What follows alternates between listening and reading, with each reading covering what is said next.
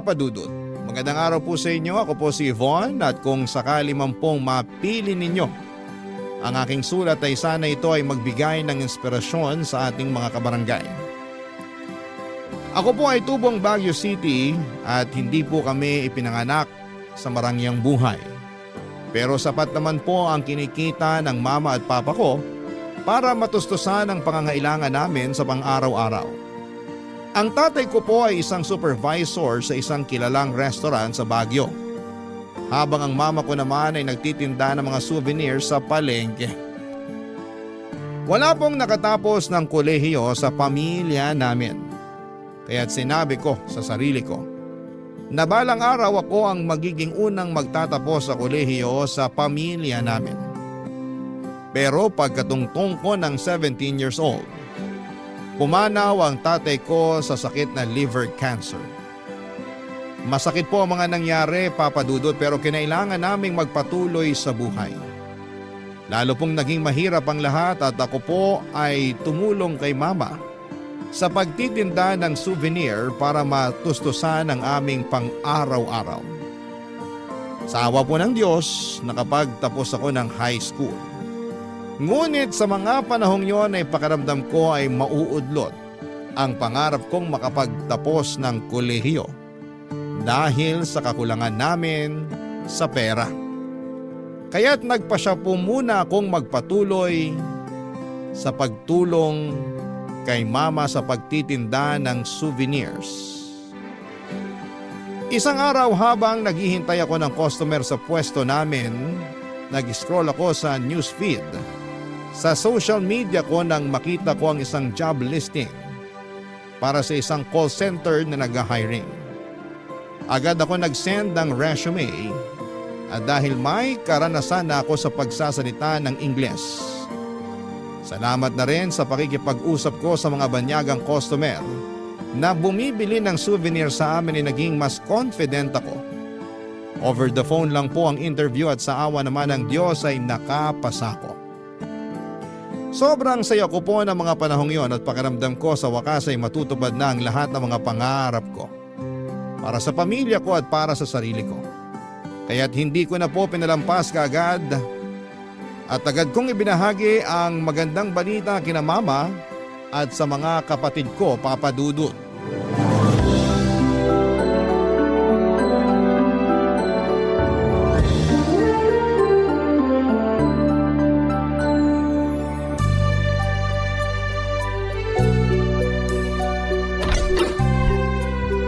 Ma, nakapasa ako! Ha? Ano ibig mo sabihin? Nag-apply po ako sa isang call center na nakabase sa Manila.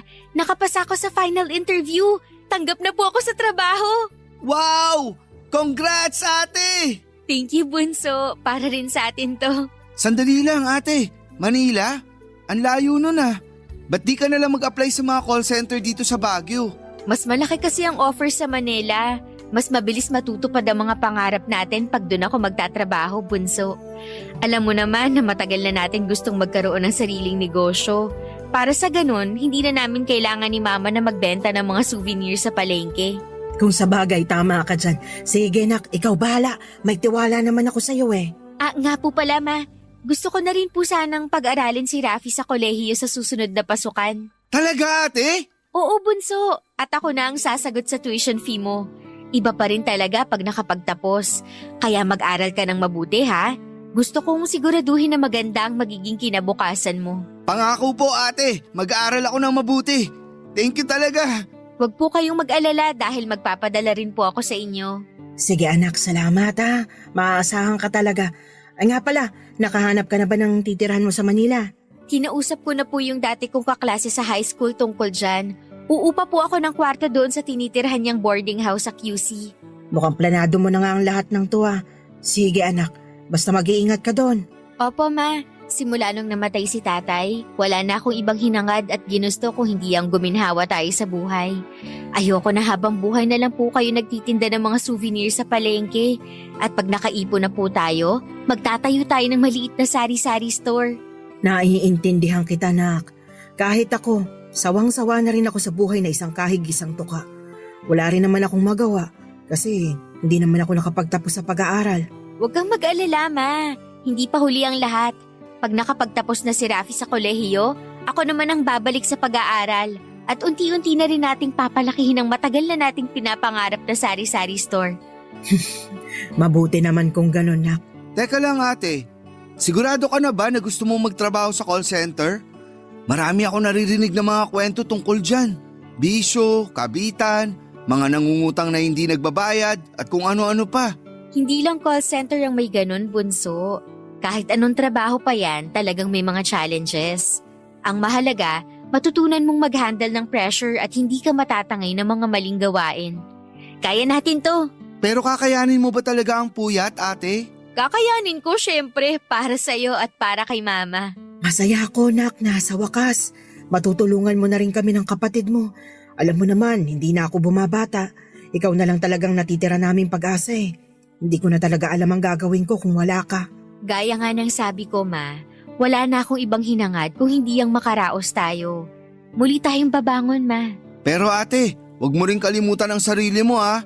Basta kung kailangan mo nang makakausap, tawagan mo lang kami. Syempre naman, bunso. Sobrang mamimiss ko kayo. Ito talaga si ate ang OA.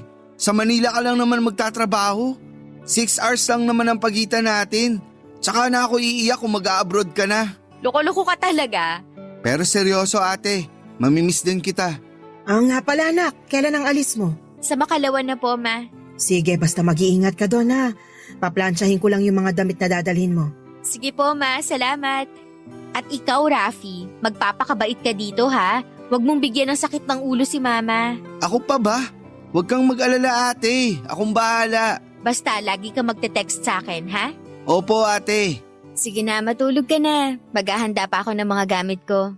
I love you, bunso. I love you too ate.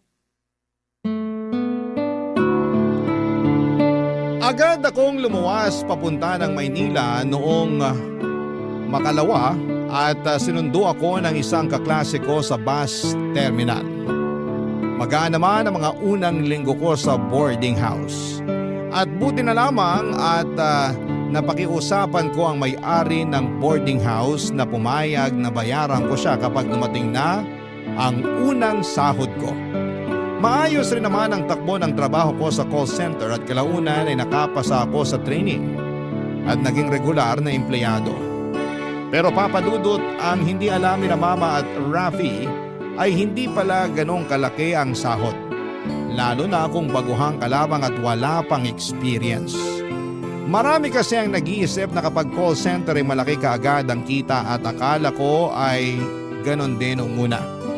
Pero nang dumating ako sa Maynila para pumirma ng kontrata ay doon ko lang nalaman na hindi pala ganong kalaki ang offer. Lalo na sa mga bago sa industriya at lalong-lalo na kung marami kang pinagkakagastusan. Wala akong naging choice noon dahil karamihan sa mga hiring na call center ay naghahanap ng mga applicants na second year college level at pataas. Naisip ko na lamang ng mga panahon yun na sobrang swerte ko at nakahanap ako ng kumpanya na tumatanggap ng high school graduate. Sa kabila ng mga pagsubok ay hindi ko pa rin tinigilan ang pagtupad sa mga pangarap ko.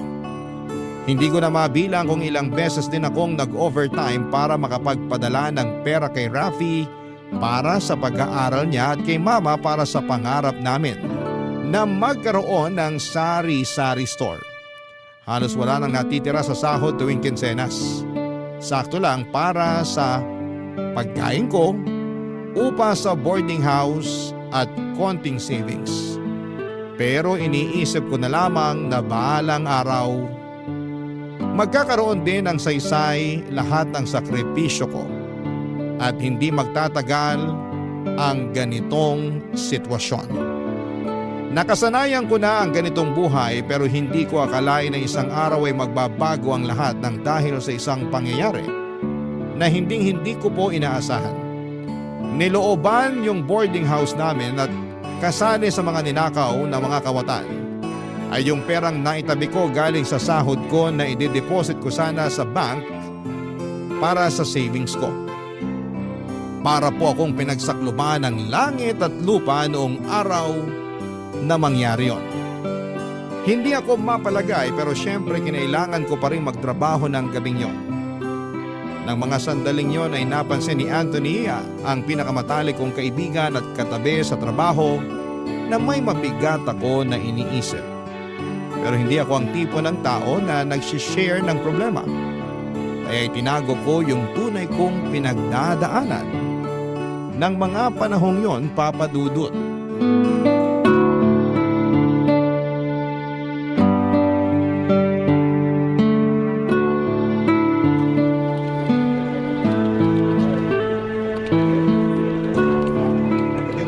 Thank you for calling. Have a nice day.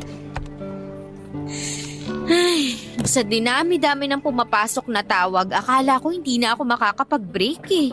Tsaka isa pa, masisiraan na ako ng bait sa mga to. Ba't ba sobrang sungit ng mga tumatawag ngayon? Ano bang meron sa iniinom nilang tubig at nagtataray sila ngayong araw na to? Uy, kalma! Kakasahod lang natin ng isang araw ah. Ba't mukhang stress na stress ka dyan? Sino ba naman ang hindi stress dito? Dire-diretso ang pasok ng mga tawag, ni halos hindi na nga ako makahingi. 8 months na simulang ma-regular tayo sa trabaho. Pero ito ata yung unang beses na napansin kong uminit ang ulo mo. Sigurado ka bang okay ka lang? Kung may problema ka, alam mo naman na pwede mo akong kausapin anytime. Pasensya ka na ha. Wala to. Siguro gutom lang to. Huwag ka kasi nagpapalipas ng gutom. Gusto mo ba sabay na tayong kumain mamaya? Sige ba, basta libre mo. Ay, nagbago na pala isip ko. Hindi na nga lang pala ako kakain. Matutulog na lang ako sa sleeping lounge. Sira. Pero seryoso, natutulog ka ba talaga sa sleeping lounge? Hindi pa eh. Bulong-bulungan kasi dito sa office na may agent daw na pumunta ng sleeping lounge para umidlip saglit. Tapos after a few days, hindi na daw makontak ng family niya yung agent. Tas ayun, nakita na lang siya sa sleeping quarters pero mga 3 days na siya dun at matigas na ang katawan. Nakakaloka, totoo? Ewan ko, yan ang usap-usapan dito eh. Nakakaawa naman. Pero hindi na ako magugulat kung sakaling totoo man yan. Paano ba naman? Puyat at stress ang kalaban mo sa trabahong to. Kaya nanggigigil ako kapag nakakarinig ako ng taon na iniismol o ina-underestimate ang mga tulad nating call center agents. Kung tutuusin, wala rin naman silang alam. Naiintindihan kita, sobra. Yung pinsan ko kasi, sinasabing para raw sa mga walang utak yung pagkatrabaho sa call center. Pero di ko na lang pinapansin. Kasi di niya pa naman nararanasan na maging call center agent eh. Baka naiinggit lang siya sa'yo kasi hindi siya nakakapasa ng interview. Biro lang. Pero seryoso, kung tutuusin nga, sa training pa lang, ang dami mo nang dapat aralin eh. Tapos akala ba nila na madali yung tipong kailangan dinig na dinig sa boses mo na masaya ka tuwing kinakausap mo yung customer? Hindi naman sa lahat ng oras masaya tayo, di ba? Ang lalim ng hugot mo ah. Pakiramdam ko talaga may pinagdadaanan ka eh. Sabihin mo na kasi sa akin, ano ba yun? Alam mo, ikaw, ang kulit mo. Eto naman, di na naman ako ibang tao sa'yo, di ba? Ang tagal-tagal na natin magkatabi at magkasama sa trabaho oh. Kaya sige na, makikinig ako sa'yo. Kahit ano pa yan. Ikaw, kalalaki mong tao pero chismoso ka. Uy, grabe ka naman sa akin. Di ba pwedeng concerned lang ako sa'yo? Yung isa kasi nating katrabaho, gusto sana manghiram ng pera. Pero wala naman akong maipapahiram sa kanya.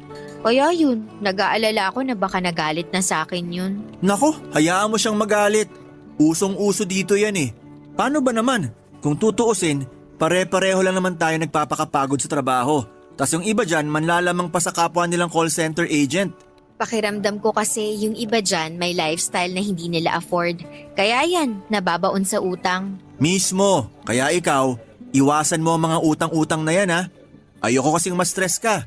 Sayang naman yung maganda at cute mong mukha kung masisira lang ng dahil sa stress. Mahiya ka nga, napaka-corny mo naman. Wala na tayo sa high school, no? Alam mo ikaw, ang sama-sama at ang sungit-sungit mo sa akin. Kakampi mo kaya ako dito. Ganun ba? Mukha ka kasing kaaway eh. Nakakarami ka na ha. Pero pasalamat ka wala ako sa mood makipagbardagulan sa'yo. Ay, napuyat kasi ako kagabi. Paano ba naman? May construction sa tapat ng bahay namin. Sobrang ingay. Di ako nakatulog ng maayos. Hala, paano yan? Buhay ka pa kaya pagkatapos ng shift natin? May 7 hours pa bago matapos ang shift natin, oh. Ang samahan mo talaga sa akin. Sarap mong kuruting sa pisngi. Siguro matutulog na muna ako sa sleeping lounge. May 10 minutes pa naman bago matapos ang break natin. Sana tabihan ka ng multo. Ipagdasal mo na lang na sana gisingin ako ng multo 10 minutes from now. Siya nga pala, may 10 minutes pa oh. Di ka man lang ba lalabas ng opisina? Okay na ako dito. Antayin ko na lang na matapos ang break natin. Sige, ikaw bahala. Mauna na ako sa'yo ah. Balikan kita after 10 minutes. Naku, kahit wag na. Pagkatapos ng usapan namin na yon ni Anthony Papadudut, may pumasok na ideya sa isipan ko. Wala na akong natirang pera ng mga panahong yon, saktong-sakto lang yung pera ko para sa pamasahe at pagkain. Kaya naisip ko na mas magiging magaan ang buhay ko kung hindi ko na kailangang magbayad ng pamasahe. Kaya naman nakapag-decide na ako na matulog na lamang sa sleeping lounge ng company namin. Pagkatapos ng shift ko noong araw na yon ay nagpaalam ako sa landlord nang inuupahan kong boarding house na aalis na ako at tumuloy na ako sa call center. Buti na lamang at kokonti lang ang gamit ko kaya nagkasya lahat ng damit ko sa locker. Siguro magtataka ang mga kabarangay natin kung bakit hindi na lamang ako naghanap ng mas murang boarding house o bed spacer. Siguro dala na rin ng trauma sa dati kong boarding house at para iwas na rin sa traffic ng Metro Manila. Hindi naging madali ang buhay sa sleeping lounge. May aircon at foam nga pero wala kang privacy at wala ring work-life balance. Hindi mo na malalaman kung tapos na ba talaga ang shift mo kasi pakiramdam mo ay nasa trabaho ka pa rin kahit tapos na yung shift mo. Marami ang napansin at nagtaka kung bakit madalas akong nasa loob ng call center. Siyempre para makaiwas sa mga tanong ay nagdadahilan na lamang ako na sa Bulacan pa ako umuwi. Kaya sa sleeping lounge na lamang ako tumatambay. At sa kabutihang palad ay napapaniwala ko naman sila ng mga panahong yon. Kung iniisip ninyo na yumayaman na ako mula nang sa sleeping lounge ako matulog ay nagkakamali kayo. Konting pera na lamang ang natitira sa akin noon kasi regular ako nagpapadala kay mama para sa sari-sari store na pinapatayo namin. At kasabay noon, nagpapadala din ako kay Rafi para sa tuition fee at sa allowance niya. Pero sa mga panahong yon ay iniisip ko na lamang na darating ang panahon na hindi ko na kakailanganing matulog sa sleeping lounge. Alam ko na darating ang araw na magbubunga rin lahat ng mga pagsasakripisyo ko ng mga panahong yon, Papadudut. Barangay Love Stories. Barangay Love Stories. Sa kabila ng lahat ng pagod, Papadudut, ay may isang tao na naging dahilan ng mga ngiti ko. At yun ay walang iba kundi si Anthony. Tuwing kasama ko siya ay parang nawawala lahat ng pag-aalala at pressure sa buhay ko. Mas nagiging excited akong pumasok sa trabaho dahil sa kanya. Ang sweet din niya, Papadudut, dahil tuwing may problema ako sa customer ay agad niya akong tinutulungan at ganon din naman ako sa kanya. Yung mga simpleng asaran at kwentuhan na nagsimula lang sa mga biro ay unti-unti ay naging daan para magkaroon ako ng mas malalim na concern kay Anthony. Hindi ko namamalayan, Papadudot, pero sa bawat araw na lumilipas, mas nagiging bukas ako sa kanya. At tuwing uma-absent siya ay nararamdaman ko yung kaba at pag-aalala sa dibdib ko. Para mang may kulang sa araw ko kapag hindi ko siya nakikita. At hindi ko na rin namamalayan na parati ko na siyang kinakamusta. Parang natural na lamang para sa akin na magtanong kung kumusta siya, kung kumain na ba siya at kung ano ang nangyari sa kanya. Si Anthony na dati isang simpleng kasama lamang sa trabaho, ngayon ay parang naging isa sa mga naging taong hindi ko kayang mawala sa buhay ko. Lumipas ang 2 buwan at mas lalo pang nahulog ang loob ko kay Anthony, Papadudut. Pero sa totoo lang, nalilito ako noong mga panahong yon. Ang dami ko kasing iniisip na responsibilidad at ayokong mawala ng direksyon dahil lang sa isang pagmamahal na hindi ko pa alam kung paano haharapin. Kaya hindi ko nagawang aminin kay Anthony ang tunay na nararamdaman ko para sa kanya. Alam ko sa sarili ko at paulit-ulit kong sinasabi sa isipan ko na hindi madaling makipagrelasyon. Hindi lang pagmamahalan ang kailangan para maging matagumpay ang isang relasyon. Marami pang aspeto ng buhay ang dapat isaalang-alang para maging matatag at magtagal ang isang relasyon. Pero isang gabi habang pareho kaming naka-break at nasa labas ng opisina, kinausap ako ni Anthony at inamin niya sa akin ang pagmamahal na matagal na niya palang nararamdaman para sa akin. Sa mga sandaling yon ay hindi ko alam kung paano ilalarawan ang nararamdaman ko. Sobrang saya at kilig ang nararamdaman ko sa bawat salita niya. Na para bang kinain ko rin lahat ng mga sinabi ko tungkol sa mga pananaw ko pagdating sa pakikipagrelasyon, Papa Dudut.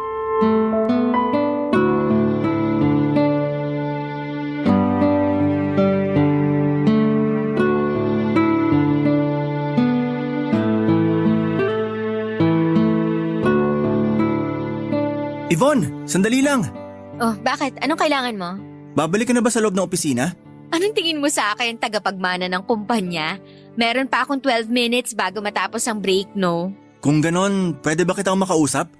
May kailangan akong sabihin sa'yo. Eto naman, ba't napakaseryoso mo? Magre-resign ka na ba? Oh, hoy, huwag mo sabihin magre-resign ka na. Hindi yon, ano ka ba? So ano, mangungutang ka ba? Naku, tigil-tigilan mo nga ako. Heto naman, makinig ka kasi muna sa akin. Bakit ba? Ano ba yun, ha? Ano kasi, Ano? Yvonne, Nakakaloka, huhulaan ko pa ba kung anong nasa isip mo? mahal kita. Ano? Matagal na kitang mahal. I'm sorry pero kakapalan ko ng mukha ko. Ni minsan hindi ka nawala sa isip at puso ko, Yvonne. Ngayon lang ako nagkaroon ng lakas ng loob sabihin sa iyong lahat ng to kasi natakot ako na baka mag-ibang tingin mo sa akin kapag inamin ko sa iyong totoo. Na baka masira ang pagkakaibigan natin kung sakaling sabihin ko sa iyo ang tunay ko na nararamdaman. Well, at least hindi na ako mahihirapan. Ha? Ba't ka naman mahihirapan? Kasi matagal na rin kitang mahal, Anthony. Ano? Nung una, akala ko kasi concerned lang ako sa'yo bilang matalik mo na kaibigan. Pero hindi ko na namamalayan na unti-unti na palang nahuhulog ang loob ko sa'yo. Mahal na rin kita, Anthony. Talaga? Gusto mo bang bawiin ko? Hindi! I love you too, Yvonne! Di mo alam kung gaano ko kasaya ngayon. Gusto kong ipagsigawan sa buong building kung gaano kita kamahal. Subukan mo at talagang tatamaan ka sa akin. Nakakahiya, Anthony. Ano ka ba? Nga pala, Yvonne, matagal ko na pinag-isipan to. At sa tingin ko, oras na rin para sabihin ko sa'yo to.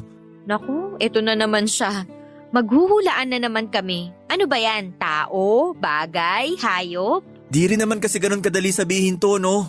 Sige na, wag ka nang mahiya. Ano ba yun? Pwede ba kitang ligawan? Depende. May asawa ka na ba? Ha? Dahil kung liligawan mo ko, siguraduhin mo lang na single ka. Ayokong maging kabit, kagaya ng mga naririnig ko na kadalasang nangyayari sa call center. Alam mo, ikaw nakakarami ka na sa akin pero hindi pa ako nakakabawi sa'yo.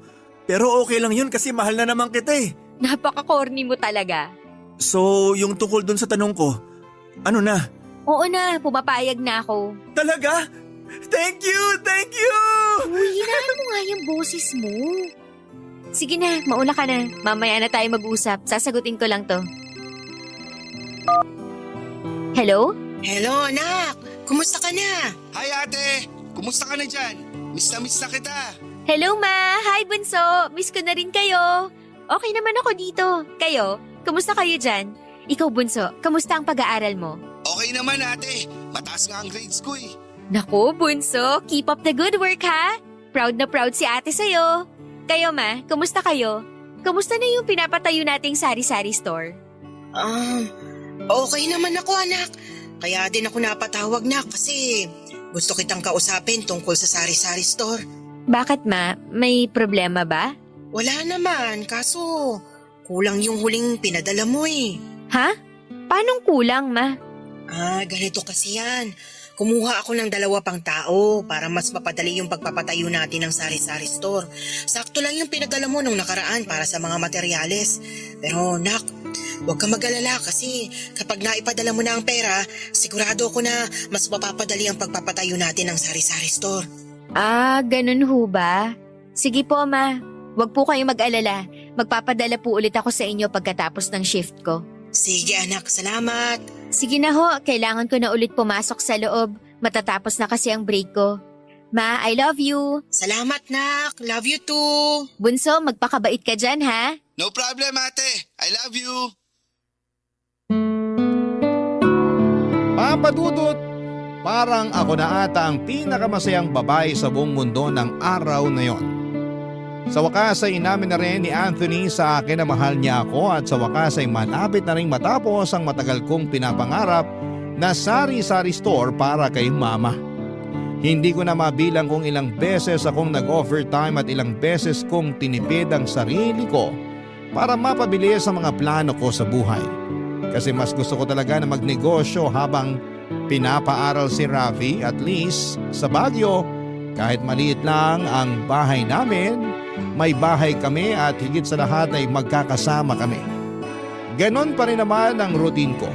Tuwing Kinsenas, nagpapadala ako kay mama at kay Rafi. Kadalasan ay sakto na lamang para sa pagkain at panlaundry yung natitira sa akin. Pero kahit papaano, may kakarampot na savings pa rin ako. Salamat na rin sa sleeping lounge na tinutuluyan ko.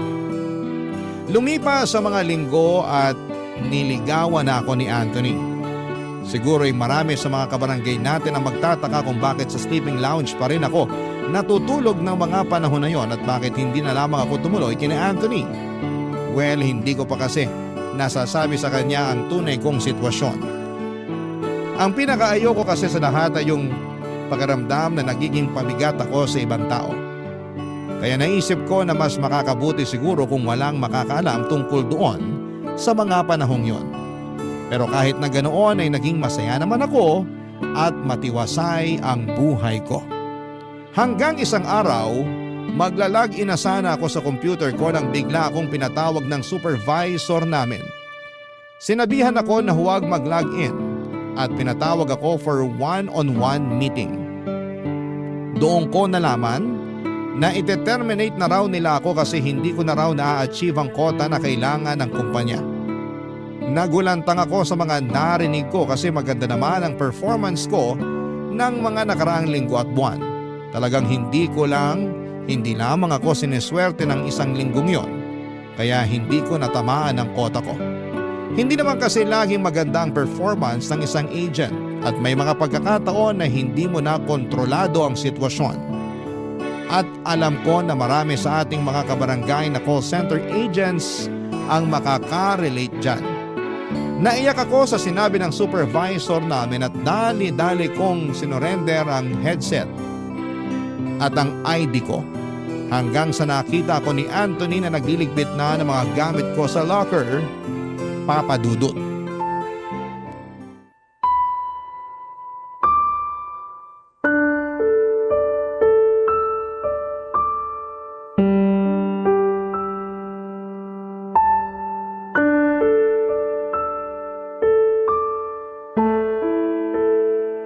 Uy, mahal!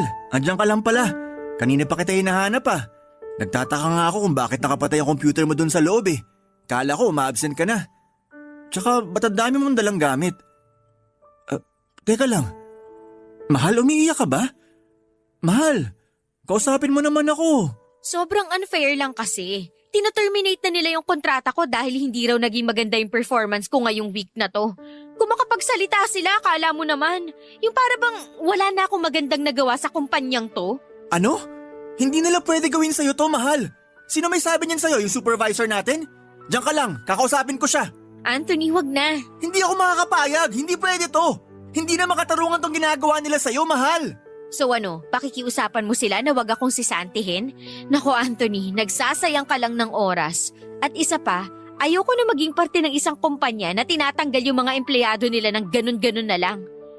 Siguro sign na rin to ng Diyos na sapat na ang mga naging sakripisyo ko. Anong ibig mong sabihin? Matagal na ako natutulog sa sleeping lounge, Anthony. Kinailangan kong gawin yun para makapagpadala ako ng mas malaking pera para sa pangarap naming negosyo ni Mama at para na rin sa pag-aaral ng kapatid ko. Ngayon natapos na ang chapter ng buhay ko sa kumpanyang to. Oras na para umuwi ako sa amin sa Baguio. Nang sa ganon, matulungan ko na rin si Mama sa pag-aasikaso ng sari-sari store. Ay, nakakalungkot lang isipin na disposable ang tingin sa akin ng kumpanyang to. Itatapon na lang ng basta-basta na para bang wala na akong magandang ginawa. Sandali lang. Matagal ka nang natutulog sa sleeping lounge? Mahal, ba't hindi mo kagad sinabi sa akin?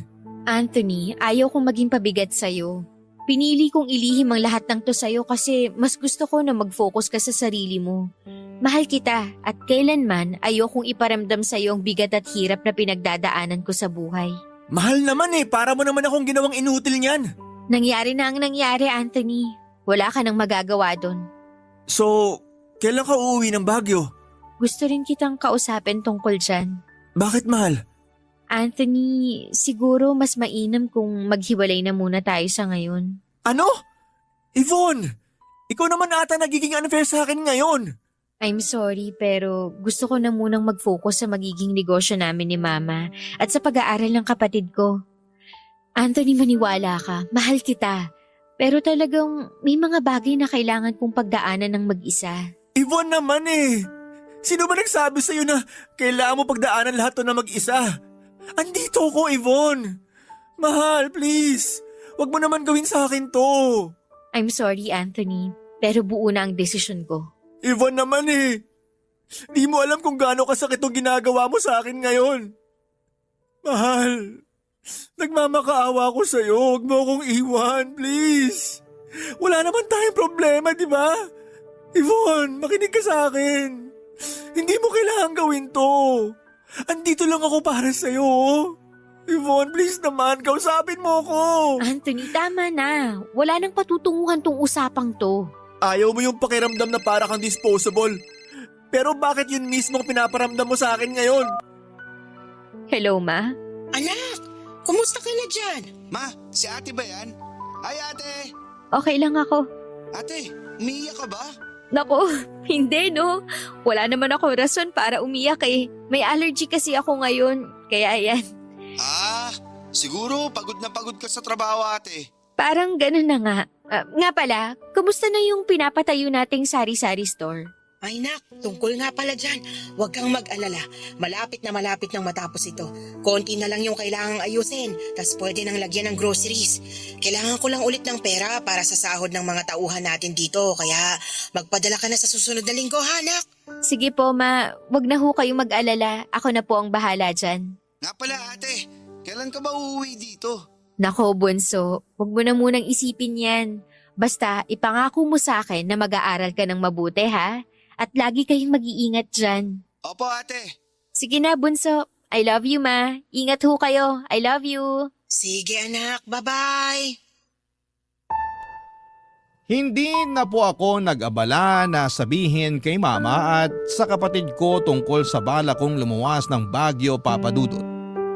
Alam ko na sigurado magtatanong sila kung bakit ako uuwi at ayokong sabihin sa kanila na nawalan ako ng trabaho at nakipaghiwalay ako sa boyfriend ko.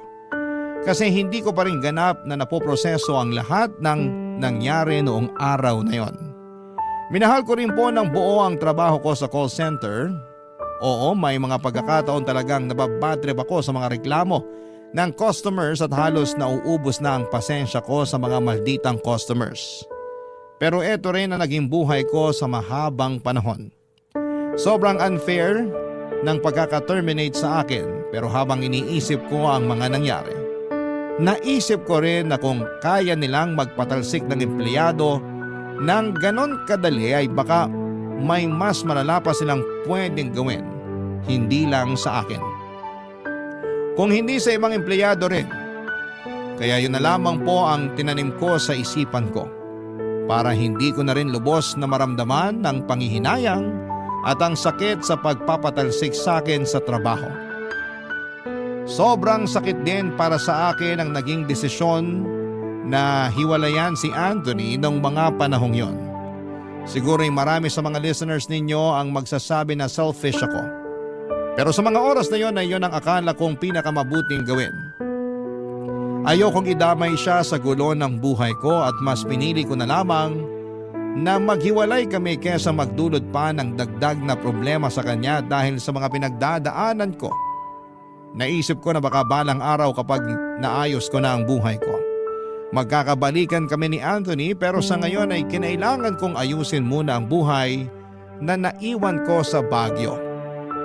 Napakasakit po na mawala ng trabaho at alam ko na hindi sapat ang kakarampot na savings ko para makaraos kami. Kaya ang tanging pag-asa ko na lamang ay ang sari-sari store na pinaghirapan kong buuin mula sa simula. Ayokong bumalik sa buhay na isang kahig isang tuka, Papa Dudut, at higit sa lahat ay ayokong maging dahilan pa ang lahat ng ito para magtrabaho pa ang kapatid ko para lamang makapag-aral siya. Kung may dapat magsakripisyo, ako na lamang. Basta siya ay makakapag-aral ng maayos nang walang sagabal. Lahat gagawin ko kahit masakit para sa mga mahal ko sa buhay, Papa Dudut. Kahit ang hiwalayan ang mahal ko. Barangay Love Stories. Barangay Love Stories. Agad kong nilagay ang mga gamit ko sa isang backpack at sumakay na ako ng bus pabalik ng Baguio ng gabing yon. Habang nakaupo ako sa bus ay hindi ko napigilan ang mga luha ko tuwing naiisip ko si Anthony. Sobrang nakakaramdam ako ng guilt sa ginawa ko sa kanya. Pinili kong makipaghiwalay dahil gusto kong protektahan siya, pero paano kung mas lalo pa palang nakasama sa kanya yung desisyon kong yon. Gulong-gulo ang isipan ko habang nasa biyahe at hindi ko alam kung tama ba ang ginawa ko o kung may ibang paraan sana akong ginawa, Papa Dudut. Pero sa kabila ng lahat ng yon, pinili ko na lamang na huwag munang mag-isip ng malalim. Inisip ko na lamang na mamaya ko na aayusin at pag-iisipan ang lahat ng mga bagay sa pag-uwi ko. Napansin ko din ang cellphone ko na may mga text messages mula kay Anthony, pero hindi ko na muna binuksan, Papa Dudut. Ang bigat kasi ng pakiramdam ko. At hindi ko pa alam kung ano ang sasabihin ko sa kanya o kung paano ko siya kakausapin. Gusto ko munang mag-isip ng maayos kasi ayokong magpadalos-dalos at masaktan ko siya ng hindi ko intensyon. Natatakot ako na baka magkasakitan pa kami kung hindi ko siya mabigyan ng tamang sagot. Hindi ko alam kung ano ang susunod na hakbang at iniwasan ko munang buksan ang mga mensahe niya dahil alam ko na ang damdamin ko sa oras na yon ay masyadong magulo pa. Ramdam ko ang sakit sa dibdib tuwing sumasagi si Anthony sa isipan ko. Tinutokso ako ng konsensya ko. Nagdududa kung tama ba ang mga naging desisyon ko. Kung tama bang iwasan siya para hindi siya madamay sa lahat ng mga nangyari. Pero Papa Dudut, hindi ko po akalain na may mas matinding kurot pa palang darating.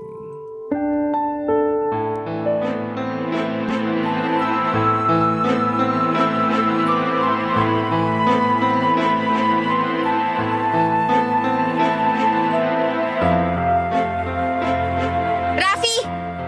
Ate? Kailan ka pa natutong uminom at manigarilyo, ha?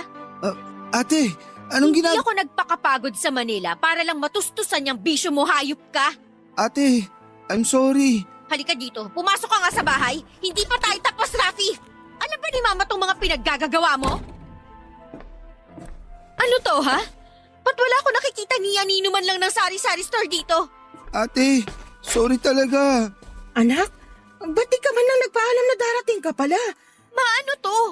Saan napupunta lahat ng pinapadala ko sa inyo? Yvonne, Mahautang na loob. Huwag kayong magsinungaling sa akin. Sabihin nyo na lang sa akin ang totoo. nakabuntis ang kapatid mo at kinailangan namin gamitin yung pera para sa mga gastusin dun sa magiging apo ko. Anak, maniwala ka. Sasabihin ko rin naman sa yung tungkol dito pero naghahanap lang talaga ako ng tamang tiyempo. Ano, Ma? Pinaghirapan ko po ang bawat sentimo na pinapadala ko sa inyo. Paano niyo nagawa sa akin to, ha? Ma naman, pambihira. Hindi niyo po alam kung anong kinailangan kong tiisin para lang maipadala sa inyo yung mga perang pinapadala ko. Hoy, Yvonne! Ang kapal ng mukha mo para isumbat sa akin lahat ng pinadala mo. Kung magsusumbatan lang din naman tayo, aba, idagdag mo na rin yung mga panahong kinailangan ko magbenta sa palengke para lang matustusan yung mga pangangailangan nyo, ingrata! At kung labag pala sa loob mo yung mga perang pinapadala mo, di sana simulat sa pool pa lang, hindi ka na nagpresenta na magpapadala ka ng pera sa amin. Ma, hindi hulabag sa loob ko yung mga perang pinapadala ko sa inyo. Desisyon ko po yun. Yung labag po sa loob ko ay kung paano niyo ako nagawang lokohin ng paulit-ulit para sa pera. Nawalan ho ako ng trabaho, ma. Yung sari-sari store na lang po yung natitira ko na pag-asa para kahit papano makaahon man lang tayo sa hirap ng buhay, pero wala na. Lahat ng mga pangarap natin wala na. Naiintindihan niyo ba yon, ha, ma? Sige na, oo. Kasalanan ko na hindi ko kaagad sinabi sa'yo yung tungkol sa magiging apo ko. Nagulat din ako nung sinabi sa akin ni Rafi na nakabuntis siya, pero wala na tayong magagawa doon. Isipin mo na lang na nakatulong yung perang pinadala mo sa magiging pamangkin mo. Ma, naririnig niyo ho ba ang sarili niyo? Kung tutuusin, Yvonne, kulang pa lahat ng pinadala mo kumpara sa perang nagastos ko sa'yo simula nung pinanganak ka. Ang kapal naman yata ng mukha mo para ipamukha sa akin lahat ng naitulong mo. Ma, pasensya ka na pero masisiraan na ho ako ng bait pag nagtagal pa ako dito. Ate, I'm sorry. Pinagkatiwalaan kita, Rafi. Ginawa ko ang lahat para makapagtapos ka ng kolehiyo kasi ayoko matulad ka sa amin ni Mama pagtanda mo. Ayokong maranasan mo yung pakiramdam na hindi ka man lang makaalis sa trabahong sobrang miserable dahil wala kang choice kasi hindi ka nakapagtapos. Pero anong ginawa mo? Tinapon mo lahat ng pangarap ko para sa'yo, hayop ka. Paano mo nagawa sa akin to? Paano? Ate, please. Patawarin mo na ako. I'm sorry. Hindi ko talaga sinasadya. Yung pagsisinungaling nyo ni Mama sa akin, hindi nyo rin ba sinasadya yun? Ha? Sinadya nyo pareho yung panlolokong ginawa nyo sa akin eh. Hindi yun aksidente. Choice nyo pareho yun.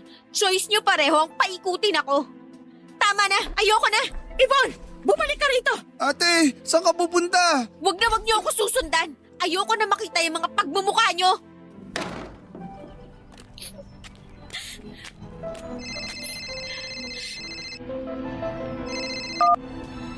Hello, Anthony? Yvonne, salamat naman. Akala ko di mo na ako kakausapin eh. Pasensya ka na, Anthony. Ngayon ko lang kasi napansin tong cellphone ko eh. Kumusta ka na nga pala? Sana okay ka lang. Alam kong medyo harsh at brutal ako nung huli nating pag-uusap. Sorry talaga ha. Sana patawarin mo pa ako. Hindi ko intensyon na saktan ka. Gulong-gulo lang talaga isip ko nun, Anthony. Mahal, kumalma ka. Nasa Baguio ako. Andito ko ngayon sa Burnham Park. Ano? Anong ginagawa mo dito? Nagpapalamig. Eto naman. Siyempre andito ko para sundan ka. Buti na lang talaga sinagot mo yung telepono. Yvonne, parang awa mo na pag-usapan natin to ng personal. Huwag ka nga alis dyan. Pupuntahan kita. What if puntahan na lang kaya kita sa bahay nyo? Ibigay mo na lang sa akin ang complete address mo. Naku, wag na. Antayin mo ako. Papunta na ako dyan.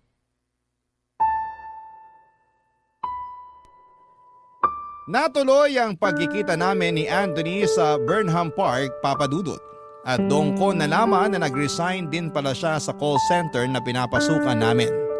Napagtanto ni Anthony na kung kaya nilang i-terminate ako ng walang makatarungang dahilan, hindi malayo na gawin din nila ito sa iba.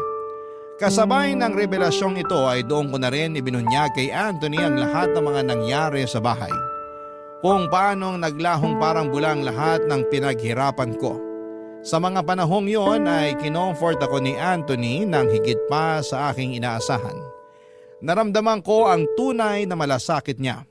At sa mga sandaling yon, tanong ko na lang sa sarili ko ay deserve ko ba talaga ang isang katulad niya.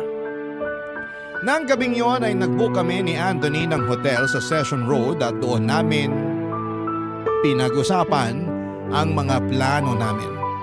Napagkasunduan namin ay pagpatuloy ang naudlot naming relasyon. At niyaya ko ni Anthony na tumira na lamang sa apartment na inuupahan niya sa Quezon City. Pareho kaming nagtatrabaho ni Anthony pero sa ibang call center na.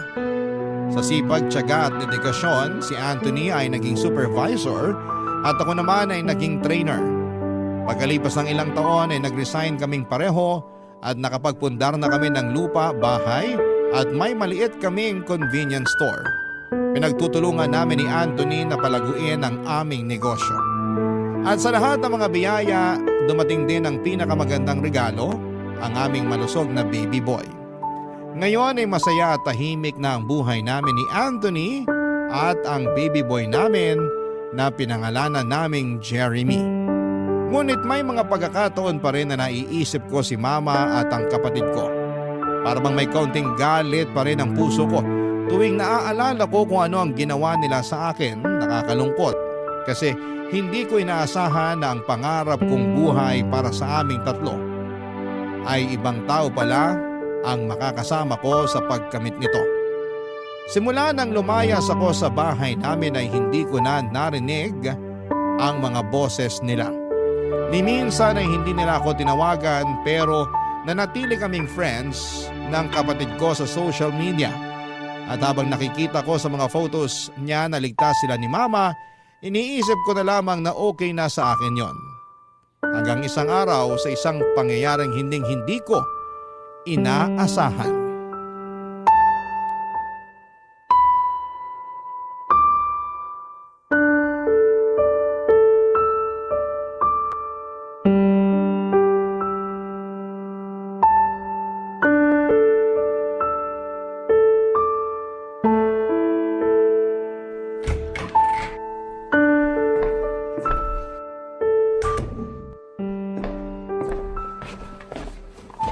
Oh, mahal, saan ka galing? Hi mahal! By the way, may mga bisita ka. Anthony, sina Mama Trafi yan ah. Paano nila nalaman ang address natin? Sabihin mo sa akin, ikaw ba may kagagawa nito? Mahal, I'm sorry pero 5 taon ang nakakaraan simula nung lumayo ka sa kanila. Tuwing kinakausap kita tungkol sa kanila, hindi mo naman ako sinasagot.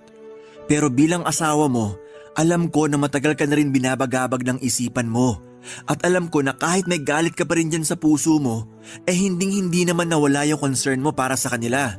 Kaya naisipan ko na ibigay kay Rafi yung address natin sa social media para at least magkaroon man lang kayo ng closure. Closure? Sa susunod, yung bibig mong i-close mo. Kalalaki mong tao pero sobrang daldal mo. Pero tama ka, mahal. Oras na din siguro para harapin ko sila. Sige mahal, kaya mo yan. Ako na magbabantay kay Jeremy dito sa loob. Sige na, harapin mo na sila.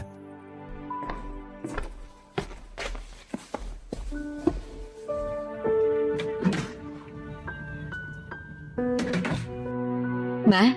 Rafi? Ate, sobrang na-miss kita. Miss na kita. Yvonne, alam kong huli na ang lahat pero hihingi pa rin ako ng tawad sa lahat ng nagawa ko sa'yo. Hindi ko pinahalagahan ang lahat ng sakripisyo mo para sa pamilya natin. Lahat ng pagod, lahat ng paghihirap mo, binaliwala ako. Nung mga panahon na yon, sobrang saya ko kasi magkakaapo na ako pero hindi ko man lang inisip kung paano ka nasaktan. Kung gaano kang nagsikap para mairaos ang pamilya natin sa hirap. Hindi mo naman obligasyon yun. Lahat ng mga pangarap mo, lahat ng mga plano mo, hindi ko binigyan ng halaga. Anak, sana mapatawad mo ko. Hindi ko na kayang balikan ang mga pagkakamali ko pero sana maramdaman mong lahat ng pagsisisi ko sa lahat ng pagkukulang ko. Ma, thank you. Sobra. I love you. Ate, I'm sorry. Kapakanan ko lang din yung iniisip mo noon at binaliwala ko lahat yun. Ramdam ko na yung bigat ng mga naging desisyon ko sa buhay. Pero ate, mas hindi ko nakakayanin kung magagalit ka pa rin sa amin hanggang ngayon. Siguro hindi ko deserve yung pagpapatawad mo ate. Pero gagawin ko ang lahat para lang mapatawad mo ko. Bunso, tumayo ka nga dyan. Hindi mo kailangan gawin yan. Tumayo ka. Ate. Ma, Bunso, hindi lang kayong may kasalanan dito. Ako rin. Nilamon ako ng pride ko. Nagpadala ako sa galit ko ng 5 taon. Ang laki ng oras na sinayang ko. Sana mapatawad niyo pa ako. Pangako, babawi ako sa inyo. Anak, wala kang kasalanan. Pasensya ka na't ngayon lang tayo nakita-kita ulit. Dahil na rin po sa tulong ni Anthony, Napakaswerte ko talaga sa asawa kong yan. Dahil sa kanya, nagkita-kita ulit tayong tatlo. Huwag mo na siyang pakakawalan, nak. Bihira lang ang mga ganyang klaseng lalaki. Opo ma, tama ka dyan. Ano ba yan? Tigilan na nga natin tong drama na to. Nga pala bunso, eto na ba yung pamangkin ko? Opo ate, 5 years old na po si Scott. Scott? Ang cute naman ng pangalan niya. Nako, sigurado akong magiging matalik na magpinsan sila ng anak ko na si Jeremy. Ipagdadasal ko na lang talaga na sana hindi kasing pilyo mo itong si Scott paglaki niya. Nako, huwag ka nang umasa. Tingnan mo na lang ang mukha ng batang yan. Kamukhang-kamukha ng kapatid mo, di ba? At hindi lang ang mukha, pati na rin yung ugali. Manang-mana sa kapatid mo. Pero at least cute, di ba? Yan ang gusto ko sa iyo ate. Nga pala bunso, nasaan na nga pala ang nanay ni Scott? Ayun, sumama sa Amerikano at hindi na nagpakita sa amin. Wala man lang kaamor-amor yung babaeng yun sa anak niya. Ganun ba? Huwag ka mag-alala bunso, pagsubok lang yan, makakabangon ka rin, promise. Paano ate? Paano pa ako makakabangon kung sinayang ko na yung binigay mong pagkakataon sa akin para makabangon sa buhay? Sige ganito, dito na muna si Baby Scott sa amin. Kami na ni Mama ang bahala sa kanya. Mas mainam na rin yun. At least may kalaro si Baby Jeremy. At gagamitin mo yung opportunity na yon para makabalik ka sa pag-aaral. Talaga ate? Pag-aaralin mo ako ulit? Ay syempre, hindi na. Ganito ang mangyayari. Doon ka magtatrabaho sa convenience store namin ng Kuya Anthony mo. Tapos sa tulong ng kikitain mo, ikaw na mismo ang magbabayad ng sarili mong tuition at ikaw na rin ang bahala mag-budget sa allowance mo, okay? I love you ate! Salamat talaga! I love you too. Pag ikaw hindi ka pa tumino, hindi lang sampalang aabutin mo sa akin. Nagkakaintindihan ba tayo? Opo ate! Thank you! Thank you talaga!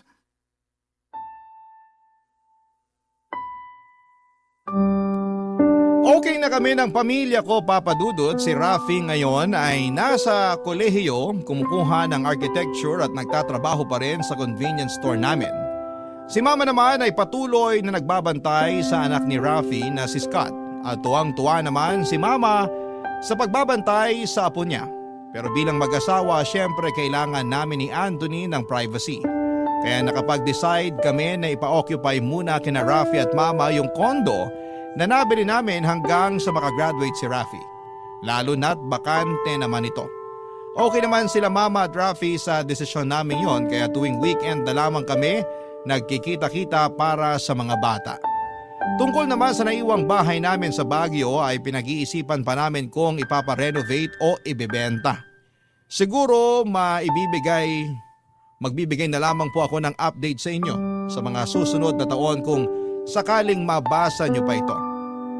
Para sa akin naman, nagbalik na ako sa pag-aaral at kumuha ako ng kursong journalism. Medyo mahirap pagsabayin yung pagbabantay ng bata at pagtitake ng classes at pagpapatakbo ng convenience store, pero kinakaya ko dahil na rin sa tulong ng asawa ko na si Anthony. Minsan nga ay tinatanong ko pa rin yung sarili ko kung deserve ko ba talaga ang magkaroon ng sobrang bait na asawa na katulad niya. Marami po akong na-realize sa dinami-dami ba naman ang nangyari sa akin. Pakiramdam ko po ay magiging kasing kapal ng encyclopedia itong letter ko kung iisa-isahin ko yung mga natutunan ko sa buhay. So siguro isang mahalagang aral na lamang muna ang gusto kong ibahagi sa ating mga kabarangay ngayon. Sa pagiging magulang ko ay na-realize ko na ang pagiging magulang ay hindi lang isang responsibilidad, kundi isang malalim na pagdedesisyon na may malaking epekto hindi lamang sa atin kundi sa mga anak natin, sa kanilang kinabukasan at maging sa komunidad. Kung sakali man pong matanggap ninyo ang aking sulat, Papa Dudut, taos-puso po akong nagpapasalamat sa inyo sa pagbigay ninyo ng pansin sa aking kwento. Ang inyong forever kapuso at kabarangay, Yvonne. Dear Papa Dudut, magandang araw sa inyo at sa lahat ng mga katulad kong panatiko ng Barangay Love Stories. Tawagin niyo na lamang po ako sa palayaw kong Athena. 35 years old at isang call center agent dito sa Makati. Matagal ko na talagang pinag-isipan kung magpapadala ba ako ng sulat sa inyong istasyon. Nang sa ganon ay mabasa ito ni Papa Dudut at makahingi na rin ng payo sa ating mga kabarangay. Kailangan ko rin kasi dahil medyo naguguluhan ako sa kung ano ang dapat at tama kong gawin. Bali magsisimula ang lahat sa pagiging bigo ko sa pag-ibig. Hindi man ako perpektong tao pero hindi naman ako gumagawa ng masama, Papa Dudut. Kaya nagtataka ako kung bakit maila pa rin sa akin ang swerte na makatagpo ng lalaking magmamahal sa akin ng totoo. Simula nang ma-in love ako ay nakatatlong boyfriend na ako. Bago ko nakilala ang nakarelasyon kong lalaki for 5 years. Live-in na nga kami at ready nang mag-level up sa aming pagsasama, kaso noon lang pong 2019 ay merong nangyari na hindi ko po inaasahan, Papa Dudut.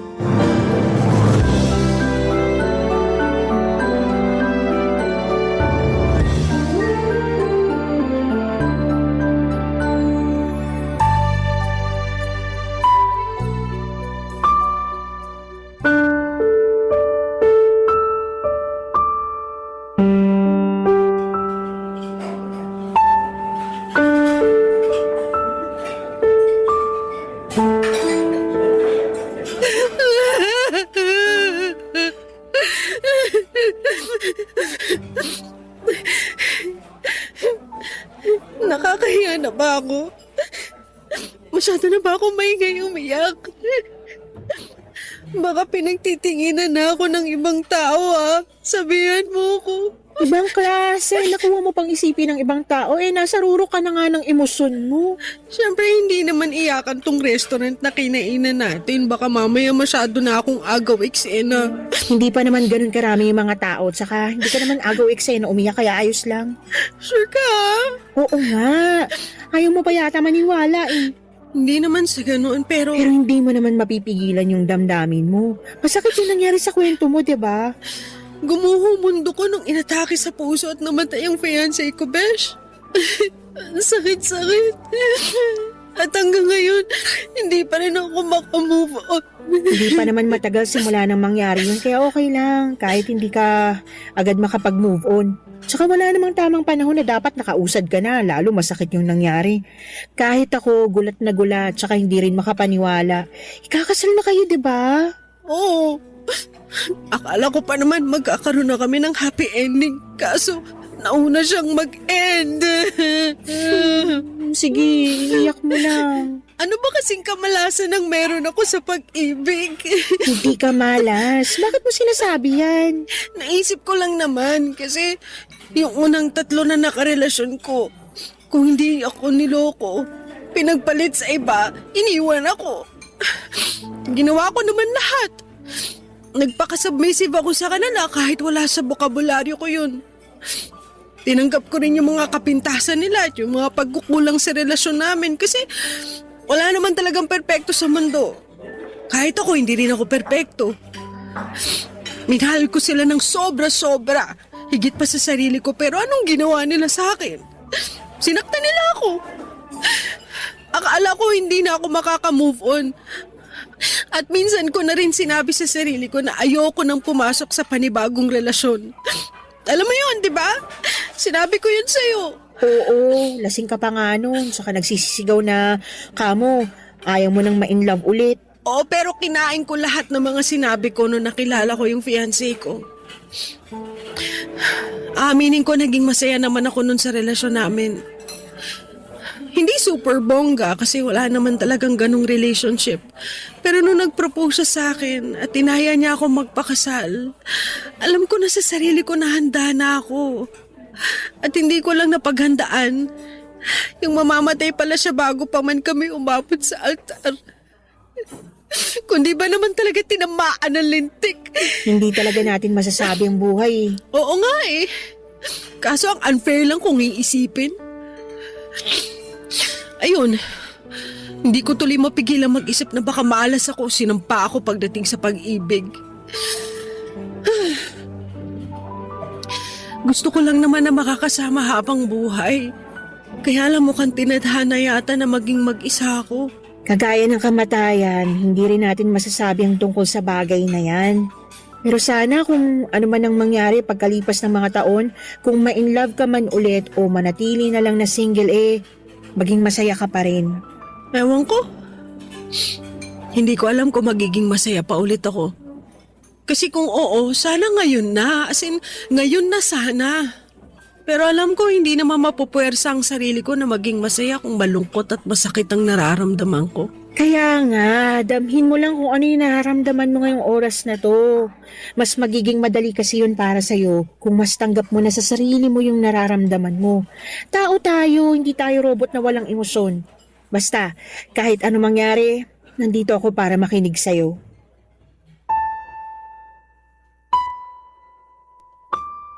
Papadudot katulad ng sinabi ko kay Daisy, kundi ako niloko at pinagpalit ng unang 3 lalaki na nakarelasyon ko noon ay namataya naman ako ng long-time partner. Kaya ang ganda lamang ang hinagpis ko ng mga panahong yon at ngit-ngit na rin sa Diyos dahil maaga niyang kinuha sa akin ang lalaking pinakamamahal ko at magiging asawa na sana. Alam ko namang mali na magalit ako sa kanya pero hindi ko lang talaga mapigilang magtampo. Wala rin naman akong masisisi noong time na yon kasi biglaan nga ang mga nangyari. Buti na lamang at nandyan si Daisy na siyang pinakamalapit kong kaibigan. Kaklase ko na siya simula elementary hanggang college kaya naman kilalang kilala na namin ang isa't isa. Kasama ko siya sa halos lahat ng mga masasaya at malulungkot na pangyayari ng buhay ko at malaki ang pasasalamat ko kay Daisy dahil meron akong kaibigan na matatakbuhan sa oras ng pangangailangan. Sa kabilang banda, iba pa rin ang merong partner at gustong gusto ko nang mag-asawa ng mga panahong yon. Kaya nga pinalipas ko lang muna ang 3 death anniversary ng namayapa kong boyfriend bago ko humingi ng permiso sa kanyang libingan at sa parents niya na gusto ko na ulit pumasok sa panibagong relasyon. Umayag naman ang mga magulang niya dahil alam ng mga ito na hindi na ako bumabata. 32 years old na ako ng mga panahong yon, kaya naging aktibo ako sa paghahanap ng panibagong karelasyon. Kaso hindi nagwo-work out, hindi na yata ako marunong humanap ng seryoso sadyang hindi lang ako kaseryosyosong tao. Ang sakit isipin. Pero hindi pa rin ako sumuko at noong taong 2022 nga ay may bagay akong sinubukan na hindi ko pa nagagawa sa tanang buhay ko. At yun ay ang umakyat ng bundok. Bagay na medyo pinag-alala ng kaibigan kong si Daisy. Ang totoo ay meron kasi akong napupuso ang organizer na nakilala ko nang minsan akong naligaw sa isang group page sa Facebook na tungkol sa pag-akyat ng bundok. Itago na lang natin sa pangalang Fernan.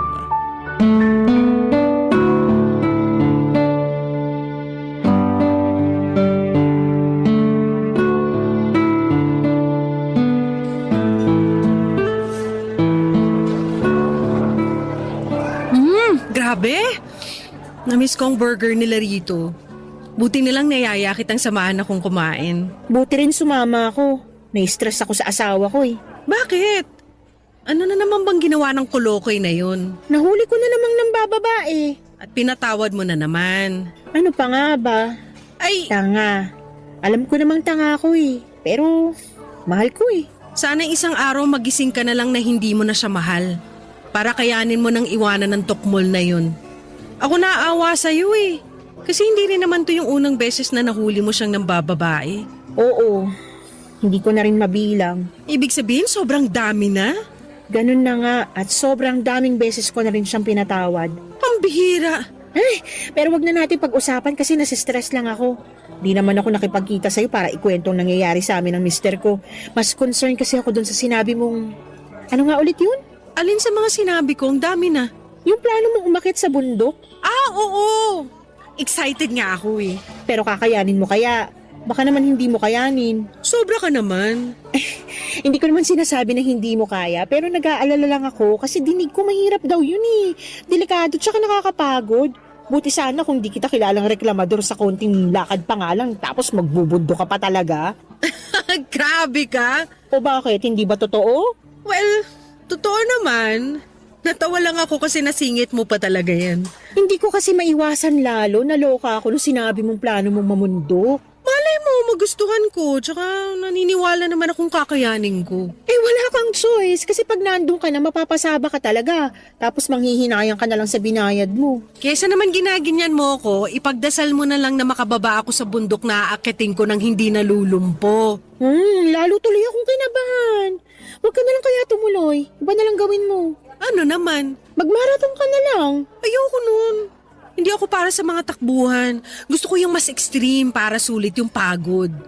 Bahala ka pero mag-iingat ka pa rin ha. Oo naman. Pero ang totoo kasi niyan, Besh. Sinasabi ko na nga ba? May iba ka talagang dahilan kaya gusto mong mamundok ng biglaan eh. Wala na talaga ako may tatago sa'yo, no? Malamang. Kilala mo na ako. Para namang di tayo magkaibigan since elementary, no? Kaya nga, pero ayun nga. Gusto ko mamundok kasi masyado akong na-curious dun sa nakilala kong organizer/tour guide sa page ng mga umaakit sa bundok. Nakausap ko kasi siya sa Messenger. Ayos naman yung usapan namin, mukha naman siyang mabait. At higit sa lahat, gwapo. Inistok ko kasi yung Facebook account niya. Ang tanong, single ba? Well, mukha namang walang sabit. Wala kasi ako nakitang family picture sa account niya eh. Wala rin namang nakatag kaya tingin ko single naman siya. Pero malalaman ko na lang din pag nagkita kami ng personal. Plano kong tsikahin. Siya pala dahilan kaya gusto mong umakyat ng bundok. Yun lang kasi ang paraan para magkita at magkausap kami. Kaya sige lang. Wala namang kaso sa akin yun. Sige, pero mag-iingat ka ha.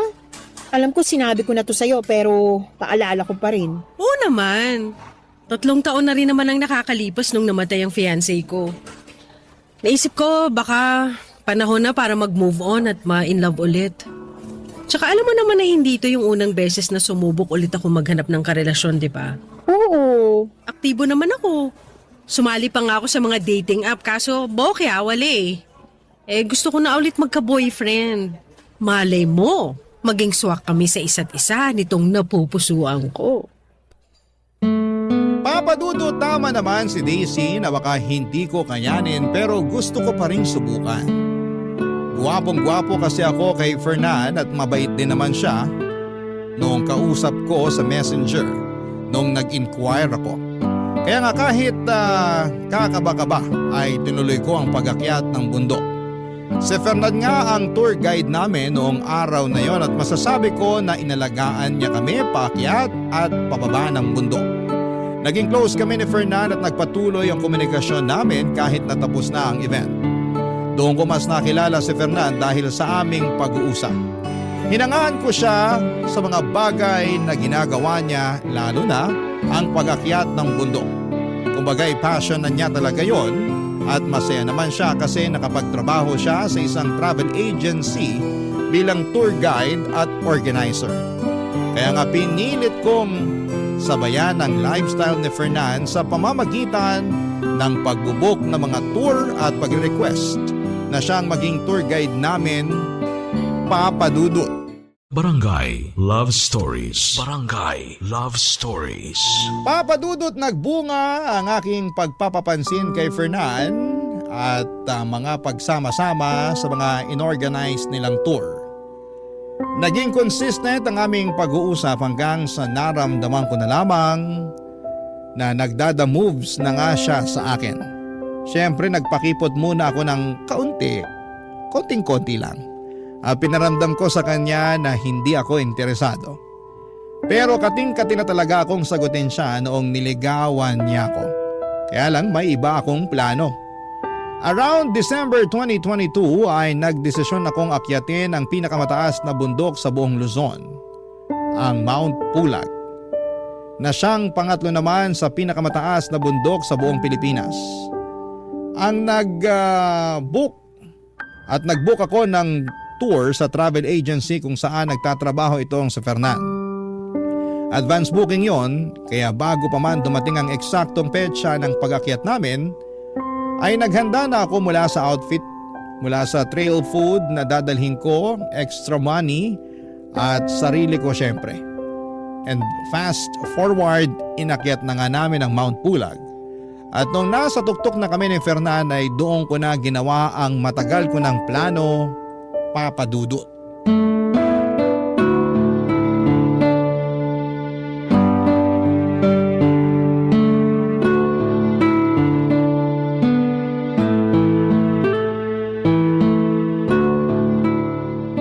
Ayaw mo na ba ulit magpa-picture doon sa signboard? Ayoko na. Nakarami na rin naman ako eh. Sa bagay, nakapag-group picture na rin naman tayo. Oo, at ang dami mo na rin nakuhang picture sa akin. Kaya gustong-gusto kong sumasama sa tour nyo kasi may instant photographer na rin kami. Ang gaganda pa ng mga kuha mo, parang professional. Salamat pero alam mo naman na pagdating sa'yo, ibapitik ko. Naku, napaka-bolero. Hindi kaya yun, Bola. Sa kabuti maganda rin ang panahon dito sa summit ng Mount Pulag. Hindi maulan saka may sea of clouds. Oo nga eh. Tuwan-tuwa nga ako kasi mukhang nakisama sa atin ng langit. At grabe, hanggang ngayon hindi pa rin ako makapaniwala na naakyat ko na ang pinakamataas na bundok sa buong Luzon. Kaya nga, masaya ako kasi sa wakas, nagbunga na rin ang ilang buwan mong training at pagkakit sa mga mas mabababang bundok. Pansin ko kasi bumilis ka na sa paglalakad. At kahit may mga paahon hindi ka na masyadong hinihingal. Oo, nagte-treadmill kasi ako. Madalas din naglalakad-lakad ako sa lugar namin. Lalo na pag malapit na yung akyat natin. Alam mo yan, di ba? Ina-update kita. Oo naman syempre. Pero hindi ko naman to magagawa lahat kung wala ka.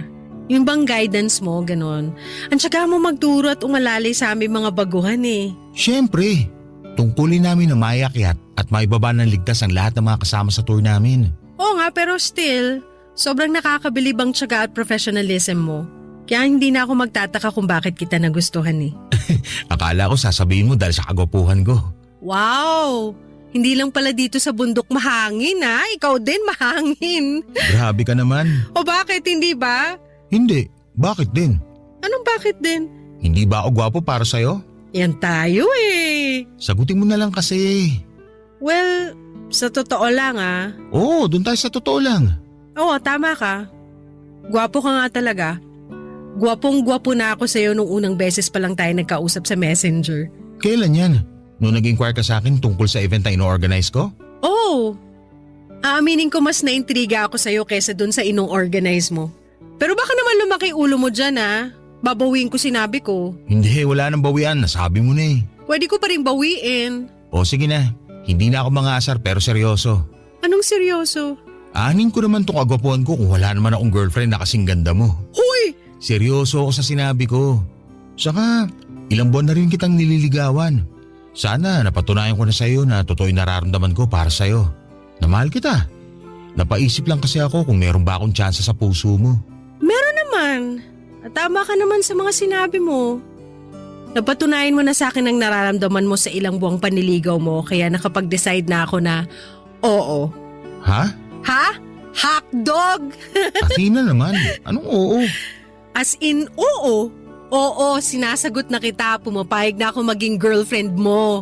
Seryoso ba yan? Hindi yan biro ah. Tayo na? Seryoso nga. At bakit ako magbibiro? Uso kasi yun. Yung mga prank-prank na yan lalo na sa internet. Bakit naman kita ipaprank? Sige nga. Hindi ko alam. Baka kursunada mo lang ako i-prank. Ganon. Walang dahilan para iprank ka. Seryoso ako na sinasagot na kita. Oo, tayo na, Fernan. Papa Dudut, masayang masaya kami ni Fernan. Nung naging kami at naging sobrang memorable pa yon dahil sa tuktok ng pinakamataas na bundok sa buong Luzon ko siya sinagot. Grabe. Pakiramdam namin ay mas lalong naging espesyal ang araw na yon. Buwaba kami sa bundok na hindi maalis ang ngiti sa aming mga labi. Nagpatuloy ang relasyon namin at nung 3 buwan na naming magkasintahan ay nag-decide kaming mag-live-in. Bali nagrenta kami ng apartment near Pasig at Mandaluyong boundary. Tumira kami doon ni Fernan hanggang sumapit ang January 2025. Ay meron siyang sorpresa na hinanda para sa akin. Saktong salubong ng bagong taon. Nang lumuhod si Fernan sa aking harapan at nag-propose ng kasal. Ang romantic lang ng eksena dahil noong una ay magkasama lamang naming pinapanood ang mga fireworks tapos ilang sandali lang ay may proposal pa lang magaganap. Walang pagsidna ng saya ko ng mga panahong yon. At noong mga sumunod na araw ay masaya akong nakipagkita kay Daisy upang ibalita na sa wakas ay engaged na kami ni Fernan, Papa Dudut.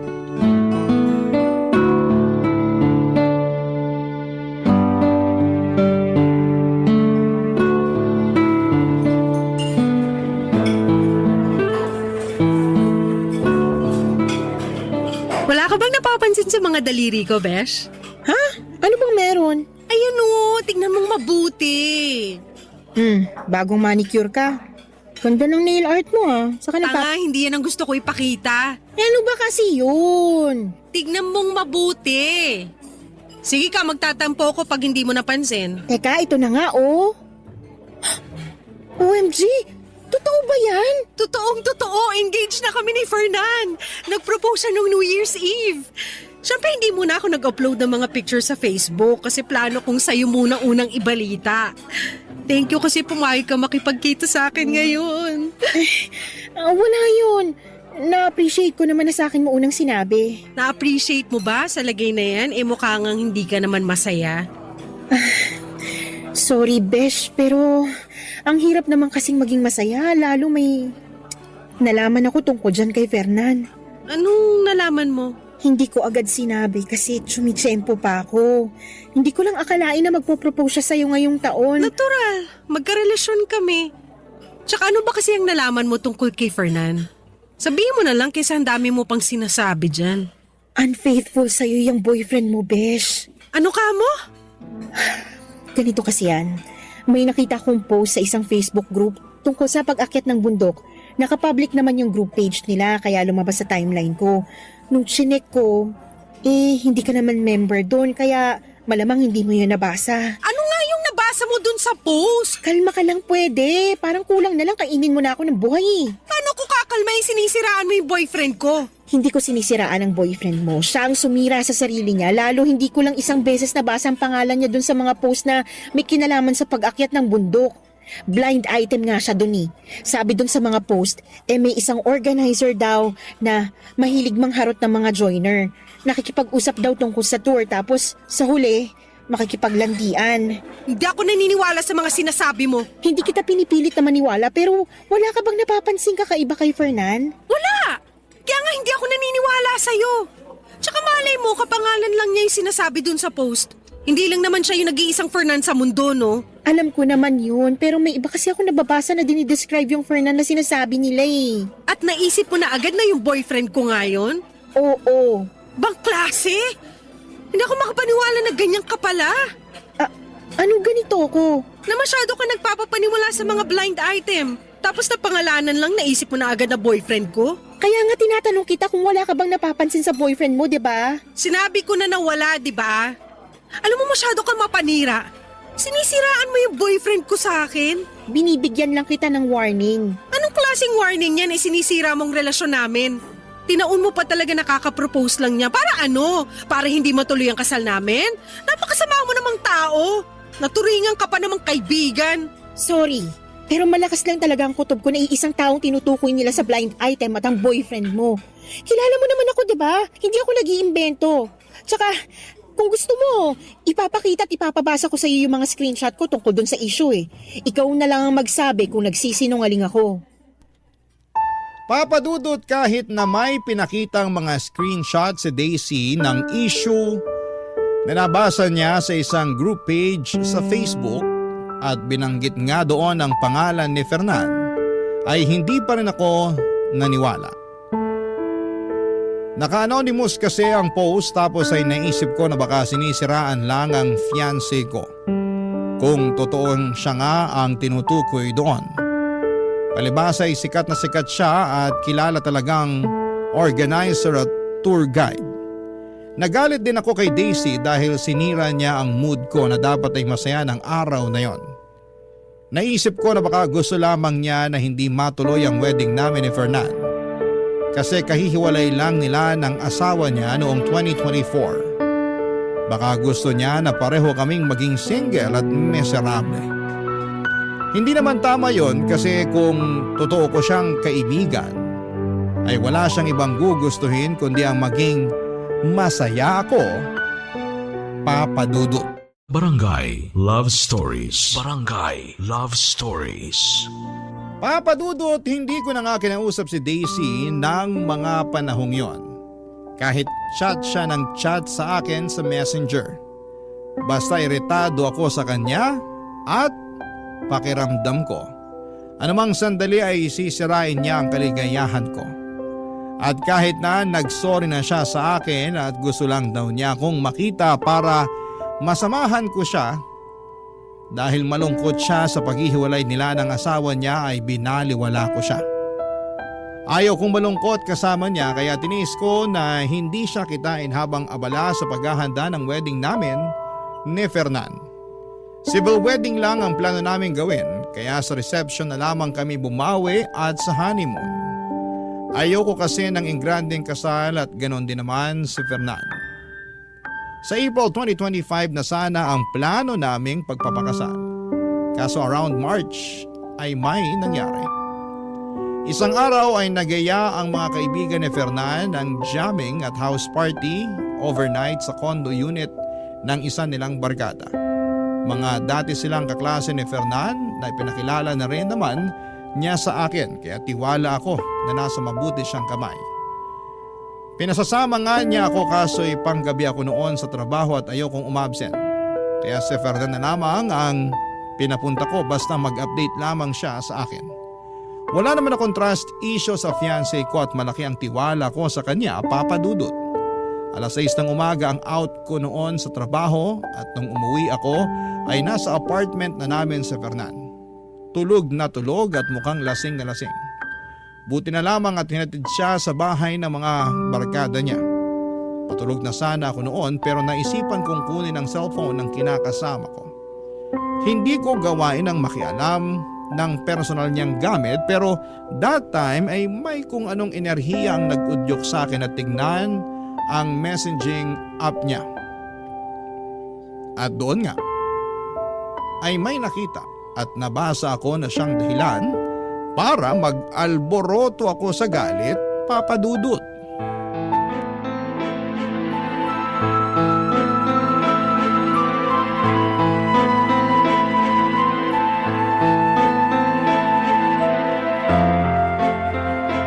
Fernan, gumising ka nga dyan. Bakit ba? Kita mo natutulog yung tao, naantok pa ako. Alam ko, pero may pag-uusapan tayo. Pwede bang mamaya na lang? Patulugin mo muna ako kasi grabe talaga yung antok ko. Paano hindi ka antukin? Eh anong oras ka na hinatid dito ng mga barkada mo? Teka, galit ka ba? Oo, galit ako. Bakit ka magagalit nagpaalam naman ako sa'yo. Pinasasama pa nga kita nun pero sabi mo mas gusto mong pumasok sa trabaho. Pambihira ka naman no? Huwag mo sabihing nakalimutan mo. Hindi ko nakalimutan. Alam ko na pinayagan kita at hindi naman yun ang rason kung bakit nagagalit ako ngayon.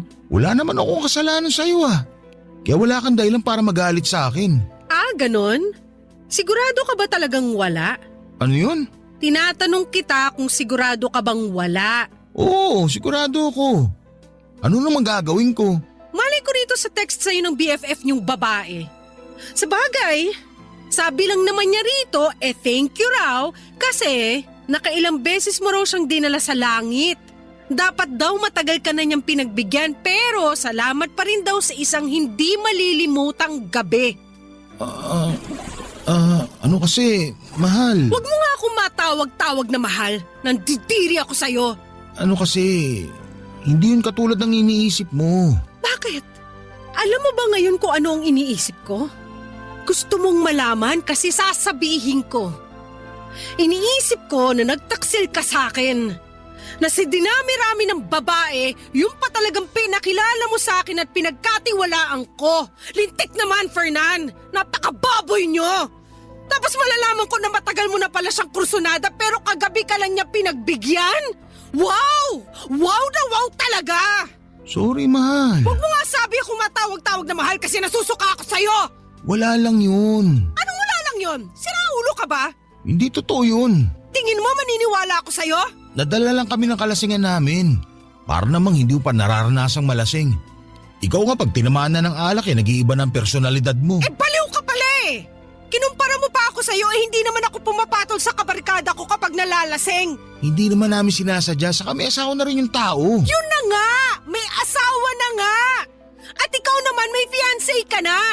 Pero ginawa mo pa rin kahit na may karelasyon ka! Paano ko hindi magagalit, Aber? Sagutin mong tanong ko, dali! Wala lang yun. Hindi ko naman sinasadya yun eh. Saan nagsisisi na ako kasi nasaktan kita? Dapat lang na magsisi ka. Ha? Pero sa tingin mo sapat na yon? Kasi kung tatanungin mo ko, hindi ang sagot ko. Ang sakit-sakit ng ginawa mo sa akin. Lalo't pinagkatiwalaan kita. Ikakasal na nga tayo sa susunod na buwan, di ba? Pero nagawa mo pa rin sa akin to. Ang sakit-sakit, Fernan. Sorry, Athena. Sorry talaga. Sa'yo na lang yung sorry mo kasi nasusuka ako sa pagmumukha mo. Nakakadiri ka. Umayo ka sa akin. Ha? Saan naman ako pupunta? Hindi ko alam. Problema ko pa ba yon? Bahala ka basta lumayas ka sa harap kong lintik ka. Athena naman. Pwede bang pag-usapan muna natin to na maayos? Maayos? O ito usapang maayos. Umalis ka sa bahay na to. Ayoko nang makita ang pagmumukha mo. Sobrang sama mong tao. Sana mapunta ka sa impyerno. Papadudot, grabe ang galit at sama ng loob ko kay Fernan ng mga sandaling yon. Kulang na lamang ay balatang ko siya ng buhay dahil napakalandi niya. Malaki pa naman ang tiwala ko sa kanya na hindi niya ako lolokohin pero maling-mali ako. Bigla tuloy nagbalik sa akin lahat ng mga sinabi ni Daisy tungkol sa kinakasama ko. Paano nga kaya kung totoo ang lahat ng yon? At masyado lang akong naging in denial dahil ayokong may makasira sa aming relasyon. Pinalis ko si Fernan sa apartment na nirerentahan namin ang araw na yon dahil ayoko siyang makita. Sumunod naman siya sa akin at sinabing magpapalamig muna at magpalamig muna ako ng ulo bago ulit siya bumalik para makapag-usap daw kami. Noong time na yon ay tinawagan ko si Daisy habang umiiyak at inalo naman ako ng kaibigan ko. Sinabi niyang pupuntahan niya ako sa apartment namin at yun nga ang ginawa niya. Iyak ako ng iyak kay Daisy na tipong sising-sisi. Kasi hindi ako nakinig sa mga sinabi niya noon. Sana pala ay mas naging mapagmatsyag ako. Kinagabihan ay bumalik nga si Fernan sa apartment namin pero pinalayas ko lamang ulit siya. Ayaw ko siyang kausapin dahil hindi pa ako handang makita ang pagmumukha niya. Nandidiri pa rin ako sa kanya sa totoo lang, Papa Dudut. Kaya lang ay naging masugid ang kinakasama ko na makipag-usap sa akin at ayusin namin ang aming relasyon lalo na at malapit na ang petsa ng kasal namin. Isang gabi bigla na lamang siyang nagpakita sa apartment at wala na akong nagawa para iwasan siya. Papa Dudut.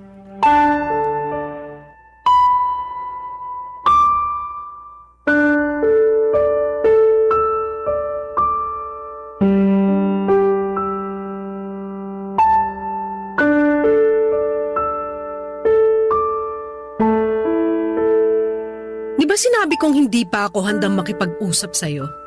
Ayaw ko pang makita yung pagmumukha mo pero ang kapal mo rin talaga makipagkita sa akin ngayon, no? Hindi ka na nahiya?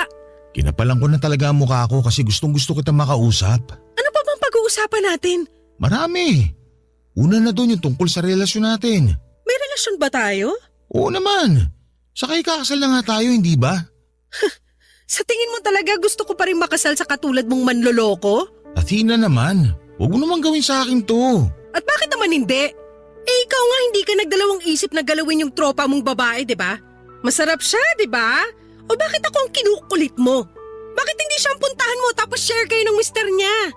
Total mga hayop naman kayo. Tao lang naman ako, nagkakamali rin. Hindi mo na ba ako mapapatawad? Ang tagal na natin, oh. Oo nga, matagal na tayo. Pero sa tingin mo maliit na kasalanan lang yung ginawa mo? Kasi kung oo, aba, nasisiraan ka na talaga ng ulo. Hoy, para sa kaalaman mo, sobrang sakit ng ginawa niyo sa akin ng kaibigan mong babae. At kahit na hindi siya yung kasama mo na gumawa nun sa akin, malaking kasalanan pa rin na niloko mo ako.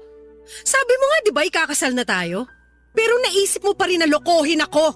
Dapat ba ginawa ko pagkatapos ng kasal natin? Para hindi ka magalit sa akin ng ganyan? Ay, baliw! Kasi yung sinasabi mo parang ganun na rin eh. O di sana ginawa mo na nung bago pa lang tayo para hindi na umabot sa ganito na malapit pa akong maikasal sa manlolokong katulad mo. Hindi ko nga sinasadya yun. Patawarin mo na ako. Nadala lang naman kami ng mga damdamin namin eh. Saka ikaw ang mahal ko. Kung mahal mo talaga ako, hinding-hindi mo may isip na saktan ako. Kaso wala kang isip eh, kaya nagawa mo yun. Tingin mo maniniwala pa ako ngayon sa sinasabi mo? Hindi ko na mababago ang nangyari na. Kaya nga magagawa ko na lang humingi ng tawad. Pero nangangako ko na magbabago na ako para mas maging karapat-dapat sa'yo. Ayoko mawala ka sa akin kaya pagbigyan mo pa ako. Pag ginawa ko pa ulit yung bagay na yon, ako na mismo makikipag-iwalay sa'yo. Wow ha! Salamat sa assurance at pakonsuelo mo. Nakakatuwa namang marinig yan. Grabe! Grabe ka na talaga! Athena, sige na. Nagmamakaawa na ako. Huwag mo naman sa akin gawin to. Mahal na mahal kita eh. Bigyan mo pa ako ng pangalawang pagkakataon. Binibigay lang ang second chance sa mga taong deserving. Kaya nga pagsisikapan ko na maging deserving. At paano mo gagawin yun? Sige nga! Araw-araw kitang liligawan. Saka ipaparamdam ko sa'yo kung gaano kita kamahal. At kahit na mag-asawa na tayo, gagawin ko pa rin ang panliligaw sa'yo katulad nung kinikilala pa lang natin ang isa't isa noon. Kaya sana naman maniwala ka sa akin at bigyan mo pa ako ng pangalawang pagkakataon para patunayan sa'yo lahat ng mga sinasabi ko. Ewan ko pero madali lang naman magsalita at magsabi ng mga pangako na anumang sandali mapapako lang din. Tsaka anong assurance ko na hindi mo na ako lolokohin? Nagawa mo na nga isang beses. Malamang magagawa mo pa yan ulit. Sige, sabihin mo. Paano pa kita pagkakatiwalaan? Sinira mo na yung tiwala ko sa'yo. Kaya nga pagsisikapan ko maibalik yung tiwala na yun na nawala dahil sa pagiging mapusok at makasalanan ko. Sorry na talaga, Tina. Sising-sisi na ako sa nagawa ko. Napakatanga ko naman kasi. Saan ka naging tanga? Kasi nalaman ko? Siyempre hindi. Mabuti na yung malinaw. Tanga ako kasi sinaktan ko ang babaeng mahal ko. Kaya patawarin mo ko. Hindi ko na uulitin. Pangako yan.